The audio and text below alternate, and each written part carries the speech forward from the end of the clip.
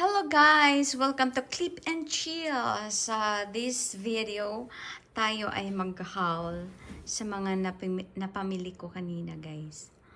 Sa tulong ng mga coupons. So, here we go. Excited na ako. Unahin natin to. First, meron tayong melatonin para tayo ay matulog ng mahimbing. Then, meron tayong toothpaste. Ayan, tatlo to sila. Ewan ko saan na, ito pala. Ito, tatlo siya. So, kasi may mga coupons tayo. So, ayan. Next, guys, dalawa pala itong melatonin. And of course, meron tayong floss. Dapat tayo mag-floss, diba? So, dapat yan. So, ito na ang pinaka-exciting na part, guys. Kasi, nagsisale siya. Meron tayong mascara, waterproof. Ito naman ay lip balm, I think. Yes. Yung para sa ating lips na magda-dry.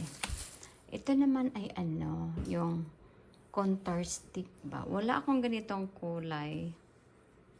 Wala akong ganyang kulay kaya binili ko siya. So, meron na tayong mascara, meron na tayong Ito naman guys ay lip oil. So, to prevent yung lip mo ay dry. So, yan. Nagsisale yan, kaya binili ko. Ito naman yung brush, mga smoky eye dough. Yung, alam nyo naman. So, ayan na nga. So, finish na tayo sa unang cellophane. Ito naman, ito yung mga coupons, guys. Mga coupons, ayan. So, here we go. Ito ay, first time kong matikman pala. Ito ay tinanong ni Missy Rosco. Shout out Missy Rosco. Ito pala, sabi niya kung natikman ko na ba daw ang Baby Ruth. So, sabi ko hindi.